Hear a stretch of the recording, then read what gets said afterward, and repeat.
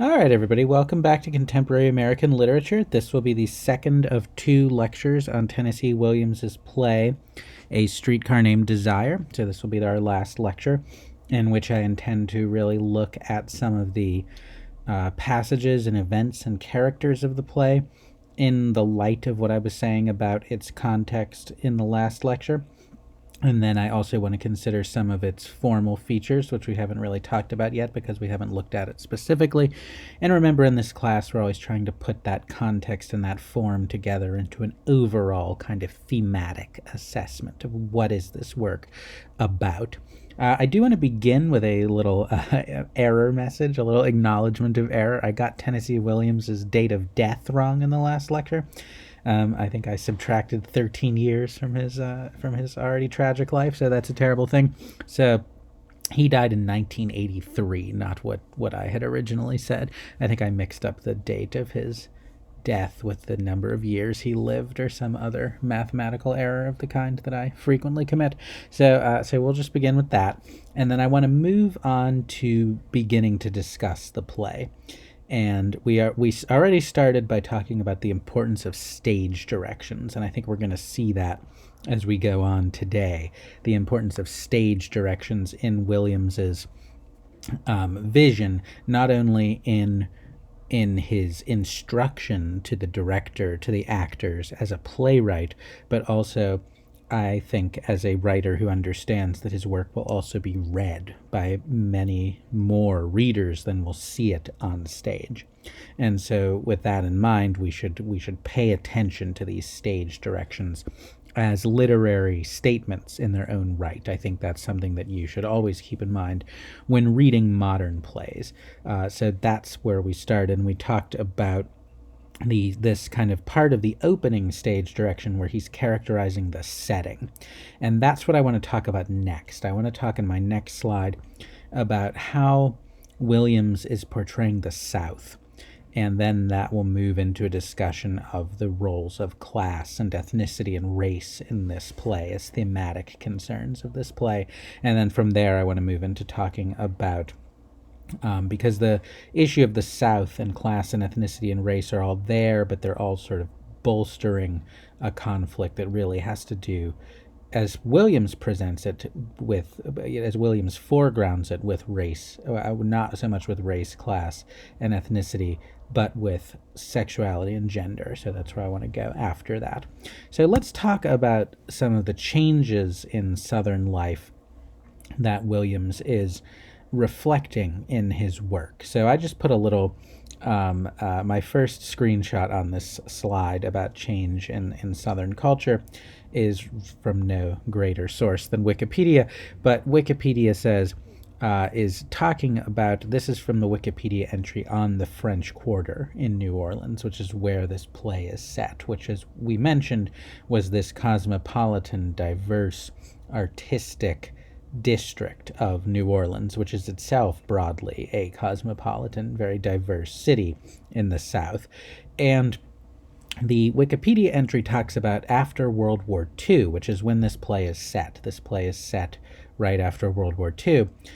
World War II brought thousands of servicemen and war workers to New Orleans, as well as to the surrounding region's military bases and shipyards. Many of these sojourners paid visits to the Vieux Carré. So, Vieux Carré, or Old Square, is the other name of the French Quarter because it's the oldest section of New Orleans. Although nightlife and vice had already begun to coalesce on Bourbon Street in the 2 decades, blah, blah, blah, the war produced a larger, more permanent presence of exotic, risque, and often raucous entertainment on what became the city's most famous strip. So World War II added in an extra economic kind of infusion to this area already associated with music and what they're calling vice and, what do they say, risque and raucous, things having to do with a kind of free, sexual, sensual, licentious, artistic, musical, bohemian culture. So that's where this play is set. That's the aftermath in which of World War II, in which this area is burgeoning beyond what it had even been before. And I think that Williams is deliberately juxtaposing that urban growth, that growth in an urban, raucous, bohemian culture in the South, to what had characterized the South before and what it had never quite gotten over, which was this almost pre-Civil War mentality among the white upper class of this kind of the entitlements of this plantation living. And Williams is juxtaposing these in the figures of Blanche, who stands for this older way of life, and for Stanley, who stands for this newer way of life.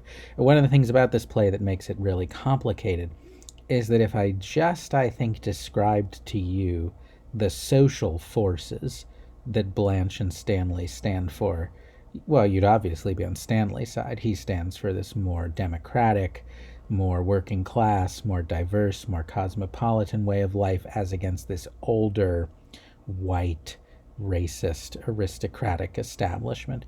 And yet, as we're going to see, the play brings gender and sexuality into this in a way that's going to make that more complicated. So we have to keep that in mind. But for now, I want to think about how they represent these social forces. So Blanche is always thinking about her plantation, Belle Rev, or whatever. The name of the plantation is weird because it's Belle Rev, which is sort of French for beautiful dream, but it doesn't have the accent mark over the E in Rev that the word has in French. And Rev, so French is a highly gendered language, and Rev is masculine as a noun, and Belle is feminine as an adjective. It should be Beau Rev. And so what is going on there, and whose mistake is it? But in any case, if it's a beautiful dream, nevertheless, that's the idea, that the illusions of this old planter southern white aristocracy are represented in this plantation that was the family that Blanche Dubois and Stella have come from. But Blanche knows, in a way, that this myth is false, that there's a kind of more seedy and sordid reality behind this myth. So when she's talking about the papers she has that establish Belle Rev as her family, she says there are thousands of papers stretching back over hundreds of years affecting Belle Rev, as piece by piece our improvident grandfathers and fathers and uncles and brothers exchanged the land for their epic fornications, to put it plainly. And so the idea is that this dream was always kind of degraded by the forefathers' own immoderate desires that led them to losing their property as they, I don't know exactly what she means. They gambled it away. They sort of partied it away. They got into debt and had to give parts of it away. Fornications is sexual in its implications, but I don't think she's strictly talking about sex. I think she's talking about like a partying way of life more generally. And so what's left is, she says, that all that's left is the house itself and about 20 acres of ground, including a graveyard, to which now all but Stella and I have retreated. And so this aristocracy has totally dwindled to nothing. Nothing is left of it but a graveyard and these two people. And Stella has left, and Stella has married Stanley, has literally wed herself to this rising social force of urban working class diversity, and has just left behind this beautiful dream, this beautiful fantasy. Whereas Blanche is its last living exponent and representative, and her politeness, her artistic qualities all seem to be holdovers from this older world of gentility, of this kind of aristocratic, noble bearing that these people supposedly had. Whereas Stanley makes a very different assertion. He makes an assertion, he says, because Blanche has been making these like ethnic remarks throughout the play, that he's Polish. And you have to understand, this is a time before, this is a time when the idea of whiteness was less sort of solid. And so if you were Polish or Irish or Italian or some other member of a recent immigrant group from Europe that had not necessarily been part of the founding white cultures of America, you could still be sort of stereotyped and have all these kinds of slurs applied to you and all these ethnic stereotypes applied to you. And that's some of what's going on with Blanche, is sort of, ethnically biased towards Stanley. And he says, don't ever talk that way to me. Don't use these slurs to me. He says, what do you think you two are, a pair of queens? Remember what Huey Long said, every man is a king. Now, Huey Long was a Louisiana politician of the 20s and 30s who was a populist, who both in his rhetoric and in his policies. And he championed the common working class person with perhaps a kind of gender bias to his rhetoric. Every man is a king. So you two think you're queens because you come from this old family, but in my view, every man is a king. And you already see how gender is starting to map itself onto this conflict in ways that make it harder for us to judge it in a way that if we abstracted gender out of it, we could judge it. And so we have to ask, why is Williams doing that? But, when Stanley sides with Huey Long, he's siding for this sort of new South, this new populist South. So now we need to think about how class is working with ethnicity and with race. So my first two quotes sort of go back to that theme of ethnicity and class, that Stanley is presumably a child of Polish immigrants, so his family is more recently arrived in America than that of Blanche and Stella, though we know they're immigrants too. Blanche says we descend from Huguenots, which were Protestant, French Protestants that had to flee France during the wars between Protestants and Catholics, and so presumably came to America in probably the 18th century or something. So, they're immigrants as well, but much further back. And they have these ethnic stereotypes that get tied up with class and even with gender. One of the first things Blanche says when she gets there is she's worried about, will it be decent? I'm living with you in this small apartment. And she's worried, we have to put it kind of bluntly, she's worried that she's going to hear them when they're I don't know how blunt I want to be on a recording. She's worried she's going to hear them. And she says, will it be decent? And Stella makes a joke. She says, Stanley's Polish, And the idea there is that this kind of ethnicity grants him a sort of sexual prowess. So his gender, his class, and his ethnic origin all come together as this kind of masculine vitality and these stereotypes the play is using. Stanley doesn't want any part of that. Stanley doesn't define himself as Polish. He says, what I am is 100% American, born and raised in the greatest country on earth and proud as hell of it. So he rejects this ethnic identity. And for him, he's this, he's just an American who's a member of this rising working class, and that's the only identity he wants. So he rejects this ethnic imposition that Blanche, and even in a way Stella, wants to impose on him. Now, how is that working with race? So what's the difference between ethnicity and race? Well, ethnicity is something that is it's a combination of things. It can be your nationality, your national heritage, the language you speak. That's ethnicity. Race, I think, is something a lot less solid than that. So your national origin, the linguistic group that you belong to, that's one thing. Race is kind of how that is divided up in terms of identifying characteristics for sort of political purposes. I know that sounds hard to understand. We're going to talk a lot more about this in this class when we read, for instance, Toni Morrison and the way she writes about race. But race is the kind of imposition onto things like class and ethnicity of a definition. So Stanley is Polish American, but he defines himself as American, where that has a connotation in the South, where there was this strong division between white and black people as white. And I think we can see that in the way that Tennessee Williams treats characters of color. He treats them very differently from the white characters, whatever the ethnicity of the white characters.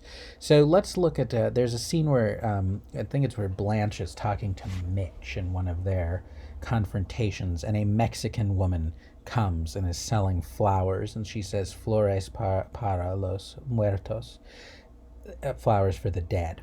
And my argument there is she is playing a wholly symbolic role in this scene. She receives no name. She's part of the kind of atmosphere of the scene. Similarly, if you just look at the cast of characters Williams provides, we have Blanche, Stella, Stanley, Mitch, Eunice, Steve, Pablo. Then we have a Negro woman, a Mexican woman. They don't get names. And Eunice is speaking to the African-American woman at the very beginning of the play, and Eunice is named, and the black woman is not. And so I think that, and here I'm, it might sound like I'm accusing Tennessee Williams. I am accusing Tennessee Williams, in fact, of using race as this kind of atmospheric thing, where it stands symbolically for the diversity of New Orleans, of the French Quarter, but the characters of color never receive characterization. And so if Stanley is kind of allowed to dismiss ethnicity and become American and become a white American, the characters of color in the play are not really able to do that because of this limitation, in this play at least, in Williams's imagination, which we might see as not too dissimilar to some of the limitations in Blanche's own imagination as the heir of this southern white aristocracy. So my point here is that in Williams you're seeing ethnicity get muted in favor of a national and a class identity of Stanley as working class American, whereas race remains outside of that American identity in his play. And so I think we can judge that a problematic use of race, even a kind of racist gesture.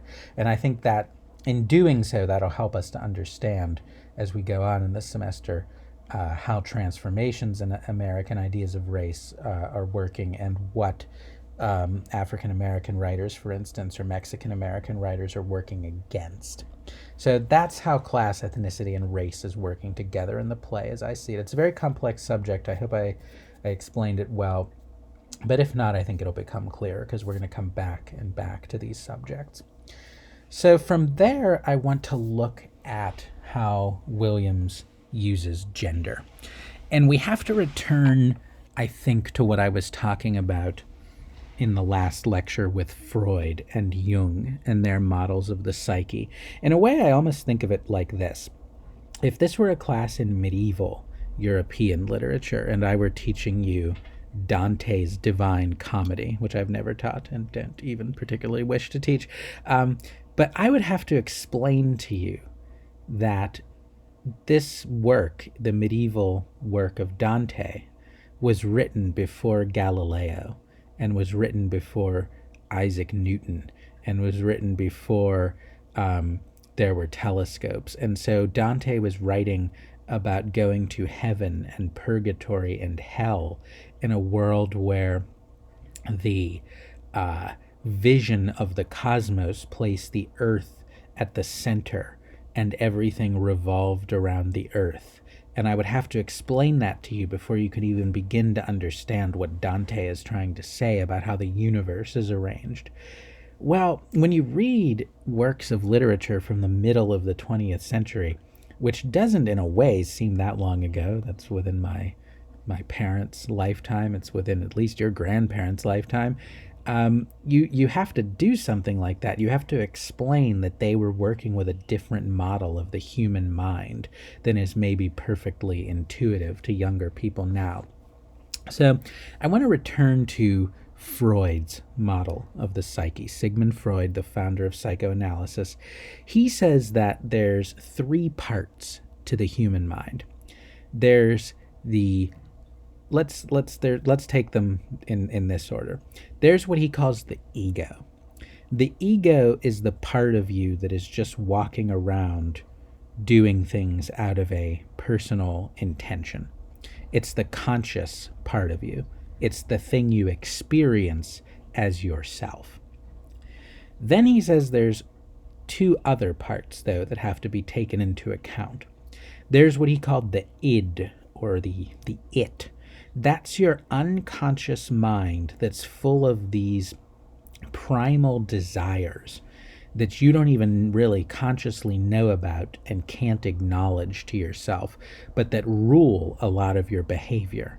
And your conscious mind is kind of repressing them without your even knowing it, but the effects of that repression are also affecting how you behave. And then he says there's yet a third part, which he called the superego, which was the part of you that had kind of internalized society's rules and turned them into kind of your conscience. So the superego is telling you how you should behave. So the ego is trying to behave, the id is trying to misbehave, and the superego is trying to tell you how to behave. And I just borrowed a little image from the internet here where, the id says, I want that right now. The superego says, good people don't think about those things. And the ego says, let's figure out a way to work together. Though sometimes you can't work together. And that is what, in Freud's mind, leads to mental illness. When you have some breakdown between the id and the superego, and it damages your ability to function as a self in the world. So I think Williams, I don't know how much he had read Freud by this point. Later on, he went into psychoanalysis and received psychoanalytic therapy, but it was after he wrote this play. But I assume he absorbed Freud just from the literary and cultural atmosphere of his time. And what interests me about this play is that he seems to divide the id and the superego into different characters. So Blanche says that as a woman, she says, I fib a good deal. After all, a woman's charm is 50% illusion. And so Blanche really illustrates Williams's understanding of a hardship that women faced in the world, particularly at this time before the feminist movement, where women couldn't necessarily just go to work and get a job. There were a lot of professions barred to women. There were a lot of professional advancements barred to women. So Blanche is teaching high school, but it seems like she could do all sorts of other things. But what she's really trying to do, because she doesn't have a lot of money, is she thinks that to get money, she needs to find a man who can, sort of share his wealth with her. And I think this reflects a reality of the limited opportunities women faced in a society that was still very rigidly economically divided on gender lines. And so in order to make herself attractive to men, she has to fib a great deal. She has to put on this show of politeness. She has to put on this show of beauty. She never wants to be seen in a harsh light. That's why she puts the symbolic lantern over the lamp. And so in that sense, Blanche is forced to act in this super ego-like way. She's forced to act according to the standards of society so that she is not simply crushed by society. Stanley, by contrast, is described in Williams's stage directions as pure id. He is pure animal. Animal joy in his being is implicit in all his movements and attitudes. Since earliest manhood, the center of his life has been pleasure with women, the giving and taking of it, not with weak indulgence dependently, but with the power and pride of a richly feathered male bird among hens. And then he's later described as a gaudy seed bearer, which is I'll leave the sexual connotations of that to your imagination. But the idea here is that Blanche is forced into this role of the superego. of the, of one who must live according to these strict norms of society. And Stanley is allowed, because in this world every man is king, to be pure id. And this gives their collision the force of fate in that used to be so important a part of tragedy. That just as in the ancient Greek world, the gods would doom tragic characters to fate, so for Williams, the fact that this is the way human psychology is arranged means that Blanche and Stanley are fated to come together. And so the thing he says to her in the horrible scene, in the penultimate scene where he takes he picks her up and carries her to bed to rape her, he says, "We've had this date with each other from the beginning," that the id and the superego were destined to collide in this way, and that due to the way society was arranged at this time, it's the man who is the id and the woman is forced to be the superego. And in that way, this is a play that feminist critics have taken this play different ways. Some of them have seen in it a very accurate portrayal of women's oppression, and others have thought that Williams is sort of illegitimately portraying violence against women for a kind of aesthetic effect. And I will leave you to decide that, or maybe you could write a paper on that. But I also want to insist that this is kind of complicated, because Blanche is also ruled by the force of desire. Blanche is also ruled by the id, number one, and we're going to see that on the next slide. But number two, and I don't think I have a separate slide for this, but this needs to be said, Stanley is not just, living out his unconscious desires. He's scheming. He's scheming to get this, when the first thing that he thinks about when Blanche comes in is, oh, well, she's the heir to this property. Does she still have this property? What about Stella? Stella's her sister. Can't Stella be the heir, and can't I therefore get the property? And there's even a scene where he comes in and Stella and Blanche are talking about him, and he overhears them, and he stops making a sound, and he listens to them, and then he goes back out, and then he comes back in and pretends he just came in for the first time. So he's a rational, calculating character. He's a schemer. He's a smart guy. He's not just pure id. And Blanche is not just pure superego. So I think it's important that we don't impose too rigid a scheme here on this, even though I do think ultimately it is Williams's implied position in the play that the drives of unconscious desire and the standards of society are going to come into conflict in this way. And the force of desire, the title of the play is A Streetcar Named Desire, which was a real thing in New Orleans. There was a streetcar that moved, that I think there was like Desire Street, and it would, you would take the Desire streetcar. And so he's not just making this up as a thing, but it's symbolic in the play, because the idea is we're all riding the streetcar named Desire. That is what is at the basis of the human being, is this overmastering force of desire. As Stella says, because Blanche says, what such a man as Stanley has to offer is only animal force, and the only way to live with such a man is to go to bed with him. The implication being that that's not enough for her, that she wants more than that. And Stella says, but there are things that happen between a man and a woman in the dark that make everything else seem unimportant. And Blanche says, what you are talking about is brutal desire, just desire, the name of that rattletrap streetcar that bangs through the quarter. So Blanche wants something more than desire, though she is impelled by it too, and she does terrible things in the play as well. It's important to remember that Blanche is also, like Stanley, a sexual predator. We're told that she was fired from her job in the high school because she tried to sleep with a 17-year-old boy. And we see the scene in which she tries to seduce the boy who brings the message. And we're not told his age, but it's implied that he's underage as well. And so Williams and this is maybe is the time to say this is not a play that you're going to be able to do anything with if you want to morally approve of the characters.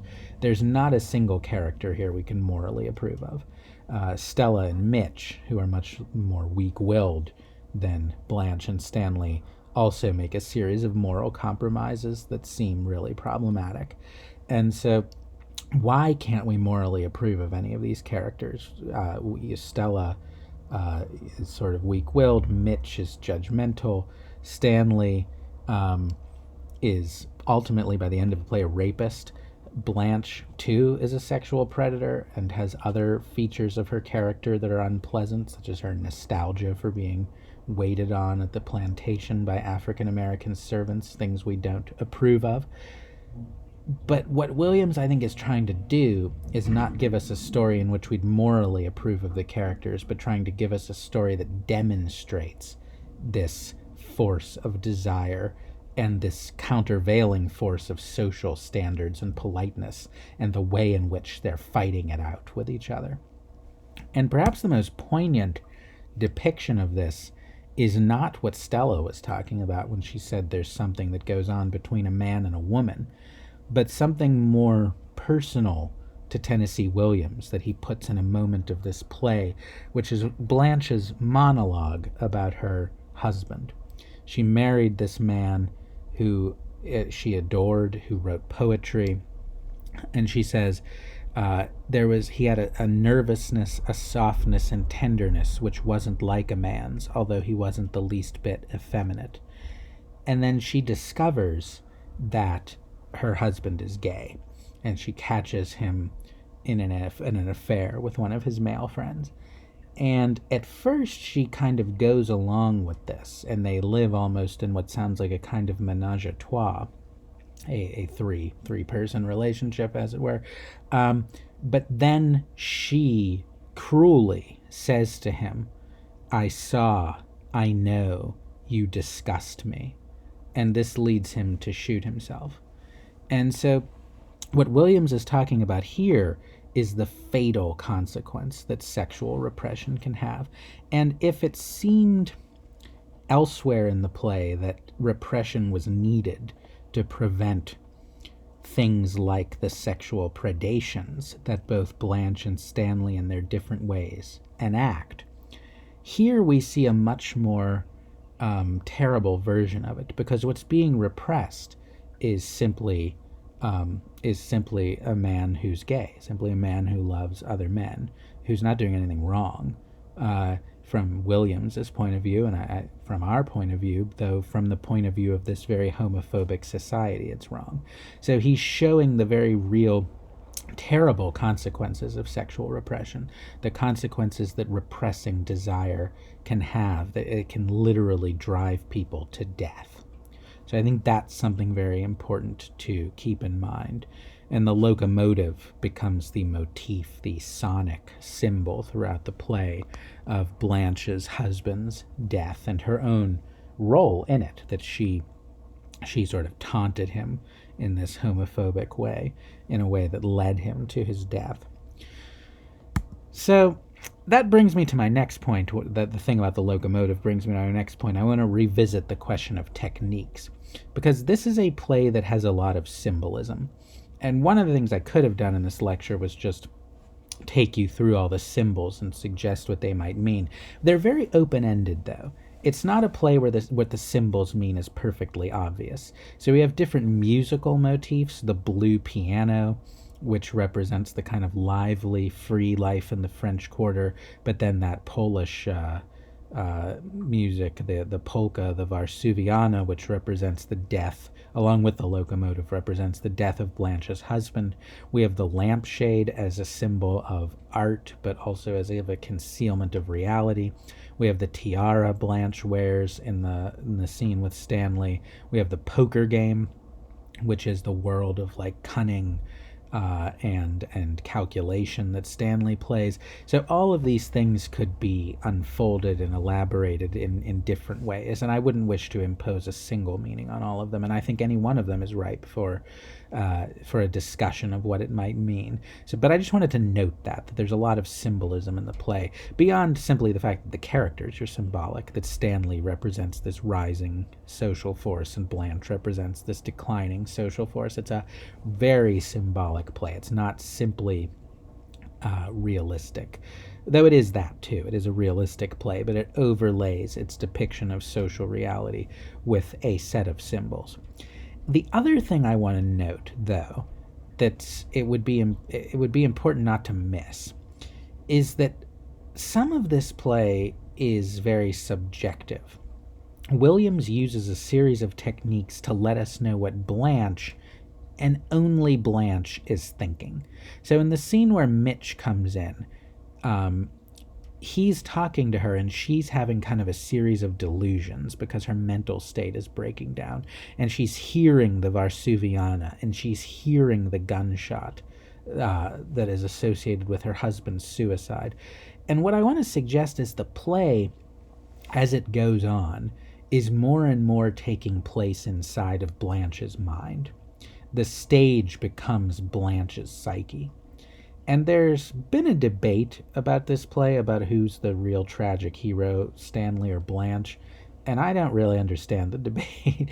I mean, Blanche is the hero of the play. I'm sorry, I don't mean to impose such a definitive reading on you, but Blanche is the hero of the play. And one of the ways we know Blanche is the hero of the play is that it's partially taking place inside of her mind. The play uses these techniques of music particularly, but also of lighting. So I put another screenshot from that YouTube production of this scene where Blanche, this is where after Mitch has left, and her mind is breaking down, and it's kind of dark in the apartment, but it's reddish, and she's kind of dancing alone, and she's seeing things. She's seeing, it's not even really entirely clear if the Mexican woman who's selling the flowers is a figment of her imagination or is real or not.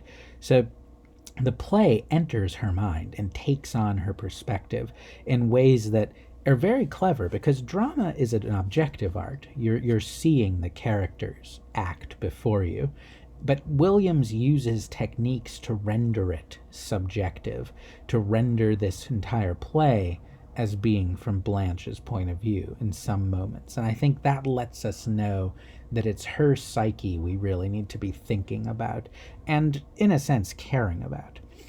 That Stanley, as a kind of vector of the force of desire, is really her antagonist and is not something we can wholly approve of, even if we approve of some of what he represents socially. And that's, I wanted to begin to bring my presentation to an end by talking about, in what way is Blanche a tragic heroine? In what way is she our tragic hero? And you'll remember, the thing about the tragic hero is that the tragic hero has a flaw. And we've already seen many of Blanche's flaws. She's clinging to the delusions of a social order that is being vanquished, and rightfully so, because it was an unjust social order, and she still has the prejudices and the bigotries that made it an unjust social order. And so she's also, despite the plight into which she's forced as a woman who is going to find it hard to kind of realize herself in a world that denies so many opportunities to women, she also behaves poorly even in those constraints. We talked about her behaving as a sexual predator. So there's a ton of flaws we could impute to Blanche.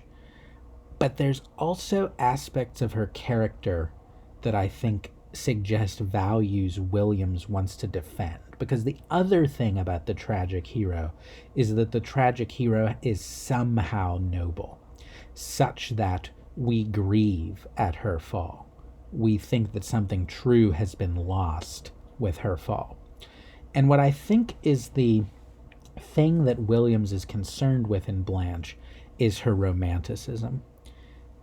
At one point, Stella says, You didn't know Blanche as a girl. Nobody was tender and trusting as she was. But people like you, she tells Stanley, abused her and forced her to change. So there was some incorruptibly beautiful quality to her that she couldn't bring into the world because the world was too brutal. And that's suggested when she talks about her teaching job. She says, I think this is when she's flirting with Mitch. He asks her what she teaches, and she says, I don't even know my multiplication table. So she has no association with this calculating, cunning world of money and of rationality. No, I have the misfortune of being an English instructor. I attempt to instill a bunch of Bobby Soxers and drugstore Romeos.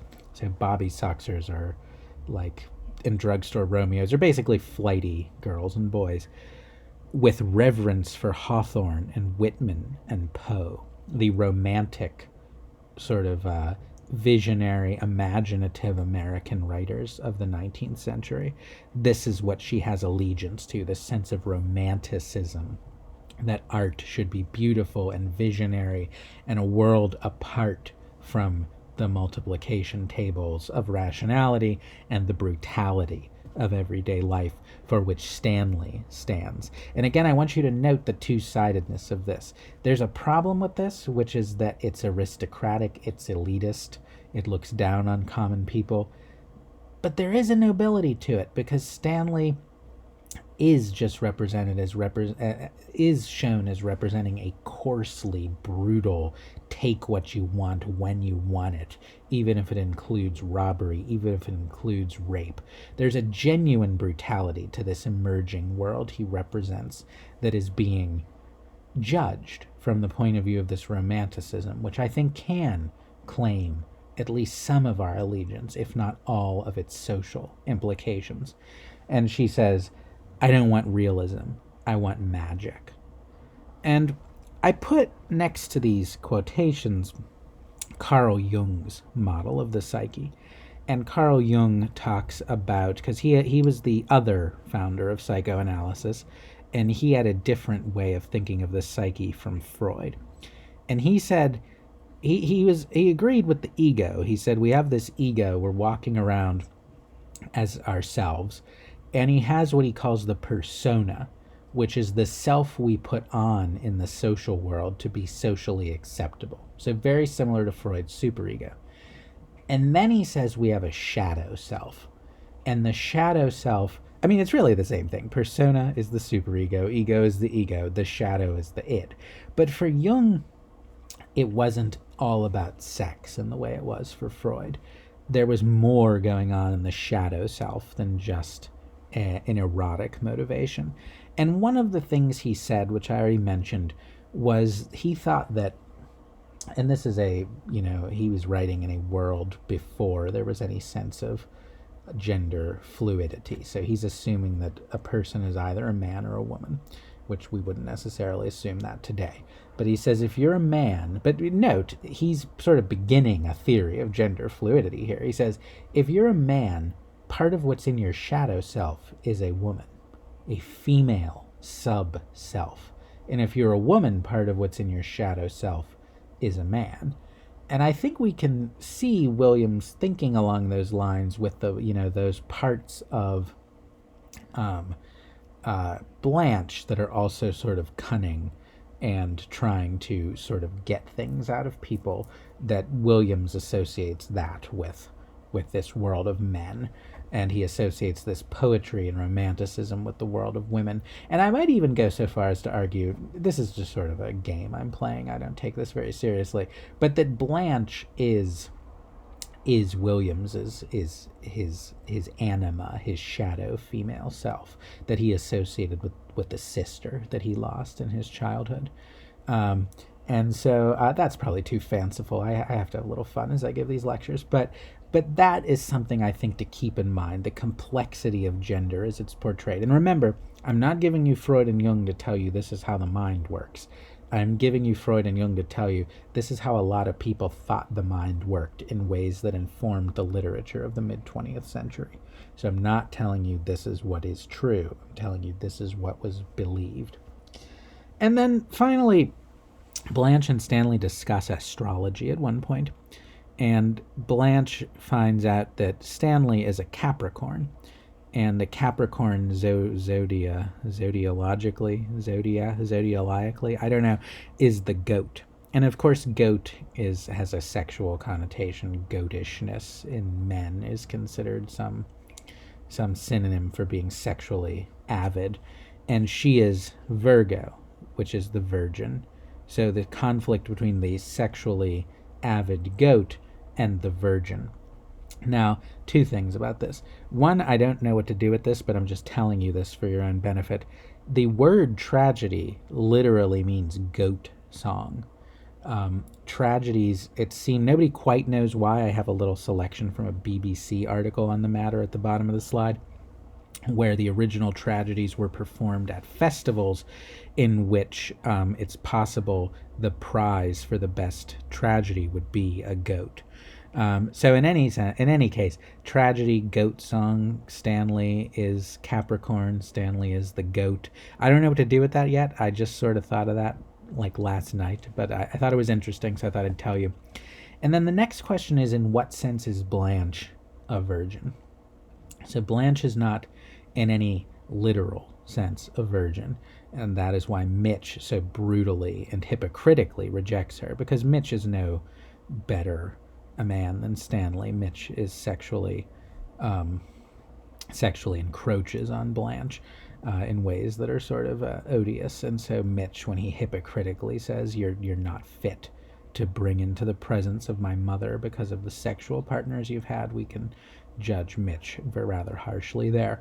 But in what sense is Blanche a virgin?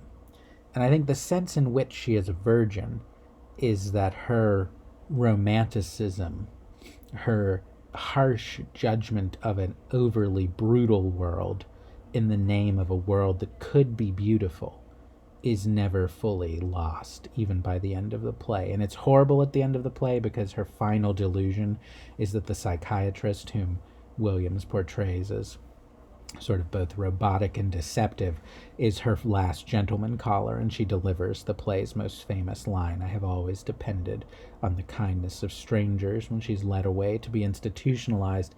And yet there's something I think Williams thinks is noble about this romanticism that never gives up, that remains a perspective on which to judge the brutal coarseness of the world. And in that sense, Blanche, there's a kind of integrity to her that was never violated, and that's the sense in which she's a tragic heroine. And we see that in the plays Allusions and its epigraphs, and here I'm coming to my conclusion. There's a moment in the stage directions to scene 3 that's I think was the first part Williams wrote, the poker night, and he says he wants to evoke the atmosphere of this painting by Vincent van Gogh, The Night Cafe. And so I just wanted to put that painting up so you could see it, but I also wanted to suggest that Williams is affiliating himself with Van Gogh, who was the paradigm of the tragic artist, the artist that was too good, too pure for the world, who lived in a world that never recognized him for his art and eventually took his own life. And I think that he's associating Van Gogh with himself and with Blanche. And remember what we said in the lecture last week about the importance of outsider characters to this mid-century world of conformity. Williams is singing the praises of the outsider here. And we see the same thing in his epigraph, which is a quotation from Hart Crane. Hart Crane was a modernist poet of the early 20th century who died young. He took his own life. He jumped from a boat. He was a gay poet who he was sort of a closeted gay man, or not within his own circle, but in a homophobic world. He couldn't be out in the sense that could happen in the later 20th century. And Williams idolized him, and he has a quote from Hart Crane's poem, The Broken Tower, where Crane writes, And so it was I entered the broken world to trace the visionary company of love. Its voice an instant in the wind, I know not whither hurled, but not for long to hold each desperate choice. And that's Blanche's life, really. It's a broken world that she's in, and that Williams is in, and that Hart Crane is in, and yet what they're in pursuit of is this visionary world of love that could redeem the brokenness of the world of violence and brutality. And it doesn't work. So its voice, an instant in the wind. So the voice of the visionary company, it just goes away. It's blown away with the wind in an instant. And not for long to hold each desperate choice, I think reflects on the romantic life of Blanche and possibly of Hart Crane and Tennessee Williams, which is that they're sort of grasping at different people, but the relationships don't last very long. So there's no full way to bring this vision into reality. The world is just so broken. And yet there's an honor and a glory and a beauty in tracing the visionary company of love and sort of following this streetcar named Desire, to use the title, even in all the horror that goes on in the play, and all the terrible things the characters do to each other. There's still something visionary, some visionary ideal and goal standing above that's meaningful. And I think that's why Williams chooses these lines from Hart Crane as the epigraph. So an epigraph is a quotation introducing a text. He chooses these as the epigraph to his play. So I think it's a good way to end there, full circle, end at the beginning of the play. And I just wanted to say one word in conclusion about the famous film adaptation of A Streetcar Named Desire, which I haven't seen in probably 20 years because, it's really just laziness on my part. I looked it up and it was like, if you can watch it for free if you have a Hulu subscription, but I don't have a Hulu subscription.